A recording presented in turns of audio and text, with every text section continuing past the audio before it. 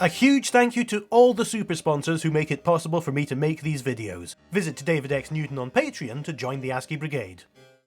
We're staring at Stouff Stairs for what I think might be the last time. I'm recording this on Thanksgiving morning, just before everyone else gets up. And I want to finish this game now. Still feeling a bit disgruntled. I've never been less gruntled with a game in my life. For taking away that achievement that I had for completing it without hints, because I would never got that block puzzle. I was solving completely the wrong thing. I'm especially disgruntled because I realised that the solution was right there, it's just spelled backwards at the start. But what can you do? Now, I'm heading for the last door that we have not opened. Because I discounted it at first, because I thought, okay, I'll use the fireplace secret passage, and I came out of that door. But no, this is going to lead to the attic, I think. I looked it on the map, and I saw the stairs were marked as active now. Whoa, hello.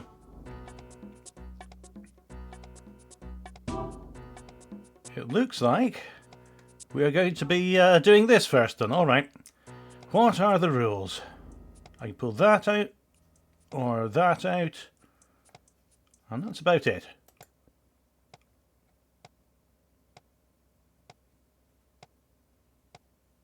Are they really going to flip round and twiddle round every time?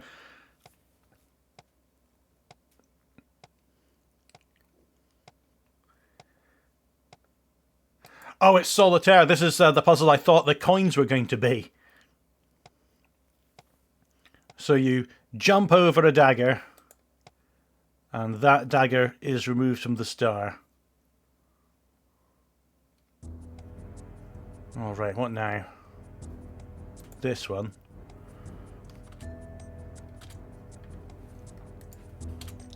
And that is me stuck. No, it isn't. Oh, but I can't... This is me stuck now.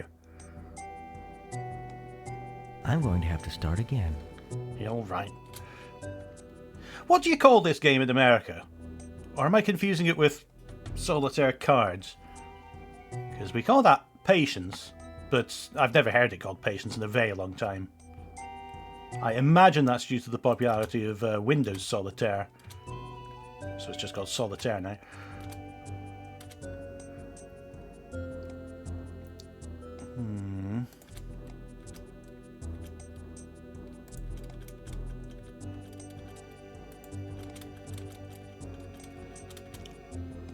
Oh, that's it. I've done it.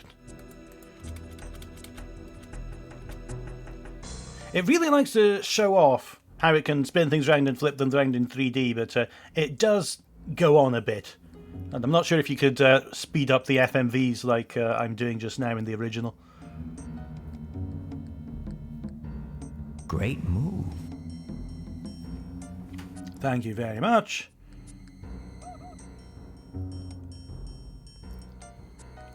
Let's head upstairs.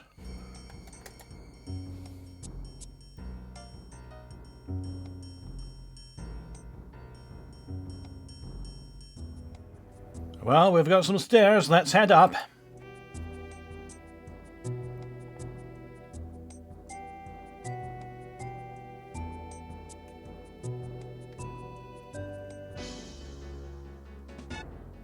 Right, scissors. Mannequin, always necessary for all spooky houses, and we have a puzzle here. Alright, what am I going to have to do now?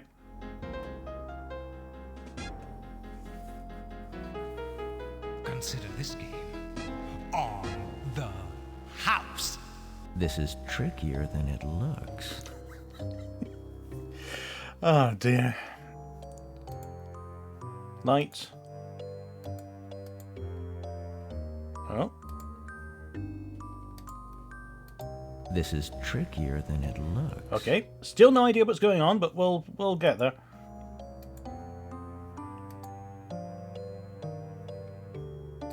This is trickier than it looks. What is it? 1, 2, 3, 4, 5. This is trickier than it looks. 1, 2, not that one. 3, 4, 5, 6, 7. 1. This is trickier than it looks. What is... I don't even know if it looks tricky because I don't know the rules. I've been wondering if the shapes of the windows have any bearing on where I can move. Huh, lit up that.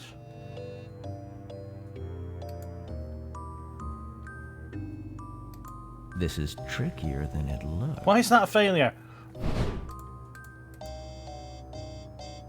So these 3 get responded to with that. And then I get there.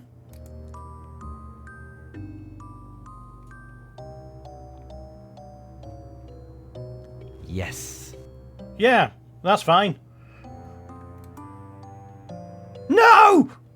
I need to understand why. I don't want to complete this like I did the tiles puzzle. Which I will have a word with you about later, by the way. That's not it. This is trickier than it looks. So it's those 3, and then 2 get filled out for me. Is that because the computer is taking a turn? Or is it because there's no other option?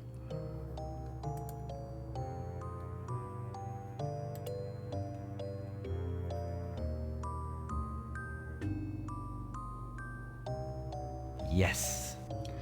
Each window's an instruction. I've got it. Each window's an instruction. Circle is up.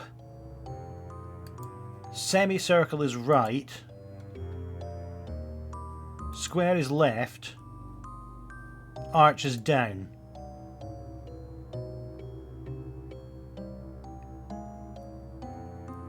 Yes.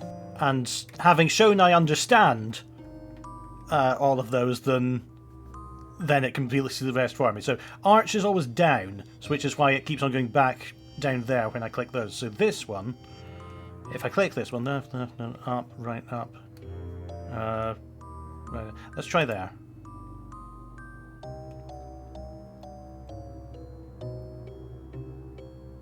Here we go.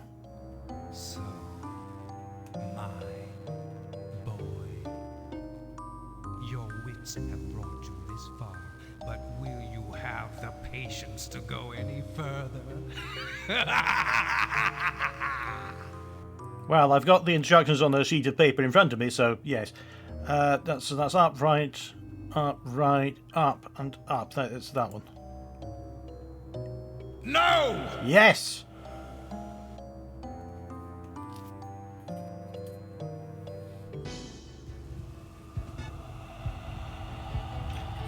Help me! Someone, please help me! Get up. I can't Run move. away. I can't. I looked over here and something happened. Oh, someone, please help me. Aha! Come here, you little one. One last puzzle. Someone help. Alright, so we had Tad exploring the house, we had Mrs. Knox who's crying for help, desperately needing acting lessons. We've got a spooky chest, which I think is going to take me to the library. Let's just see.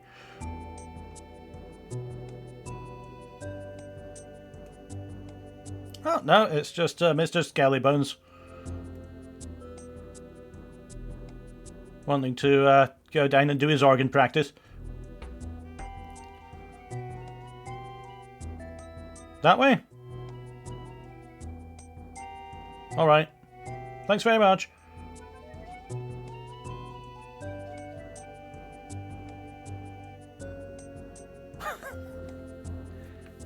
Okay, don't go on about it.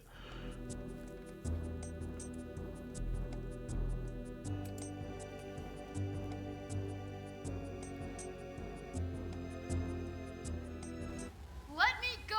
It's okay, darling. You know I won't hurt you. Just upstairs. It hasn't happened yet. Let me. No! Let me. It's happening now. I've been here before. I've seen all this. Over and over. Help me! Someone, please! Tried to help myself. Always failing. You little brat.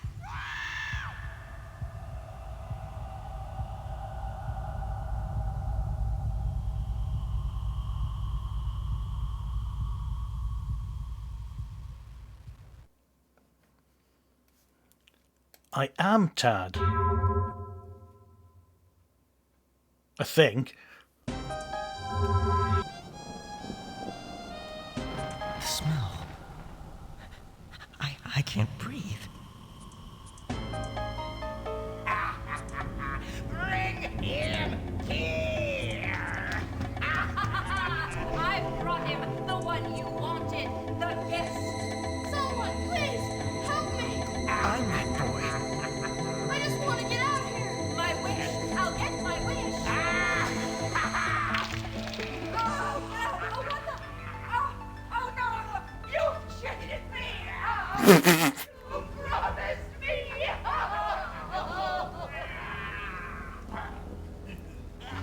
Run! Run for Pete's sake! Help me! What is happening now? Is he turned into reptile or scorpion? I can't remember which one. I can't do anything! You're not real! No! I swear! No! You can't have him! You can't have me!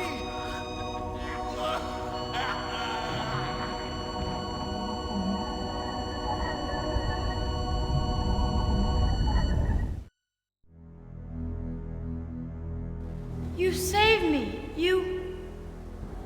It's all been changed now. Now And forever.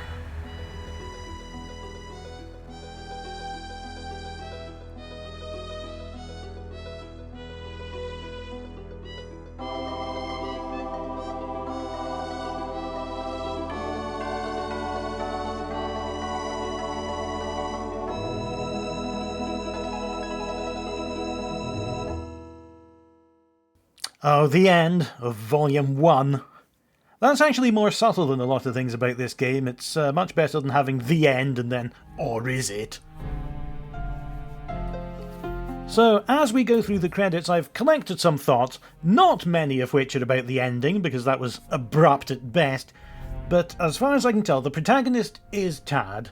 Stauff invited 6 guests to his house, somehow with the knowledge that there would be a 7th intruder, and set the guests the task of capturing him and bringing him to the final boss room up in the attic, where he could turn him into one of his terrifying dolls because Tad was in some unexplained way important.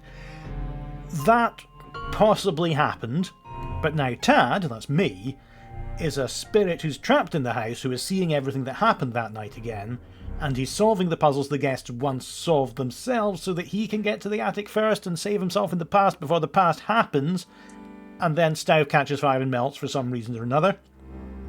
And I'll give it this, it does make sense that you're a spirit roaming around the house, with all these weird transitions like diving through the sink or the pool table and emerging in the oven or library. If you were live, you couldn't do that.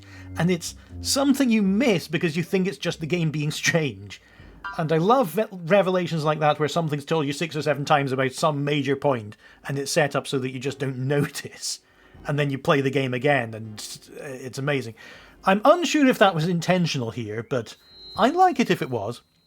The trouble with the story is that it doesn't really go anywhere. It's tempting to think that maybe you can piece together what's happening by looking at the scenes coming up around the house, but there's nothing to build with there. There's an evil clown, there's a skeleton on the bed, people that somehow die twice. None of it comes to any sort of resolution.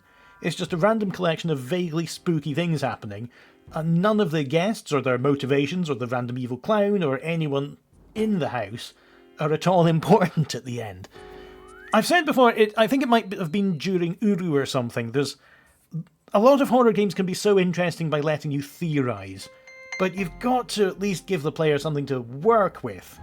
It seems like all the weirdness I was seeing never came together, and well, it's because it's a spooky house, that's why you saw that. Let's talk about a couple of the puzzles. First, the very last one with the doll's house in the attic. I did get the idea of this one, but I missed something really interesting about it, which is that the meanings of the windows aren't set at the start, and it actually has a tiny bit of a programming puzzle element to it. The first time you make a move from a window, you set the meaning of that window. So this time I hit the arch first and then the square window above it, so now arches mean go up. Next I need a meaning for the square window, and if you click to its right, now square windows mean move right, and because we've set both of those symbols, the computer moves as far as it can before running into an unknown symbol.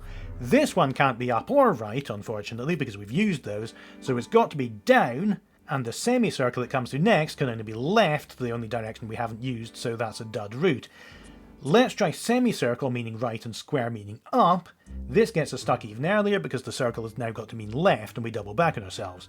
The correct path is the only one where the symbol's meanings can remain consistent throughout that path. So that was clever. The real puzzle is working out why some movements happen automatically and recognising that it's because you've set what the windows mean. The other one is of course the tiles puzzle in the chapel. I had no idea why I solved this, and very few other people do either. If you look at walkthroughs for this game, they'll mostly say, I don't know, use this route and it just works, or step on a purple tile every 3 steps, which I noticeably didn't. Partly because I don't even have a very good understanding of what purple is. But I've got to give credit to one of my amazing super sponsors, Malzarine, for putting together all these fragments and working out the actual rules, which I haven't seen anywhere else on the internet. The critical piece of the puzzle is that you've got to hit the last square at the end of a move. And a move is something more complicated than just taking a step to the next tile. So you now need to have to know what a move is, and how to know when a move's ended and the next move has started. And that's when the tiles behind you fall away. Stepping on a purple tile as the first step of your move will let you go 2 more tiles, 3 in total, before your next click after those starts the next move and the tiles fall. And it doesn't matter which colour tiles you step on for your second and third steps of the move, only the one you step on first matters. A yellow whatever it is tile will let you move 2 tiles before the move ends, and a blue one will only allow you to move 1. So once you know that, you can see that the only way to end the puzzle correctly is to start a move on the purple tile at the top right, then hit the blue, yellow and finally the finish tile. And there are multiple ways to arrange it so that you land on that rhythm. Those were actually what I felt were the 2 most interesting puzzles, where there was some element of working out the rules you were playing by. I also really liked the cans in the kitchen, because when you're first faced with it, it seems insurmountable. There is no way that you can construct anything meaningful out of these letters when you've got no vowels but 11 Ys, but as you begin to try it, it gradually becomes not that impossible anymore, even though the solution sentence is a bit clumsy. I mentioned in the Neverhood that TV Tropes calls weird out-of-narrative puzzles solving the soup cans, but I didn't realise that this was what named it. The idea that there's nothing apparently blocking you on your way to the basement, but that your character just has the burning desire to solve this puzzle before he's prepared to move forward. The chess puzzles were okay, but went on a bit too long, and I think many of the others were a bit basic and not really imaginative, but again, you've got to remember that nothing like this had been seen before, and even going through an old puzzle book in computer form with 3D animations would have been really exciting at the time. In fact, it's interesting but unfortunate that everything that made this game new and exciting in 1993 are exactly the same things that make it old and outdated now.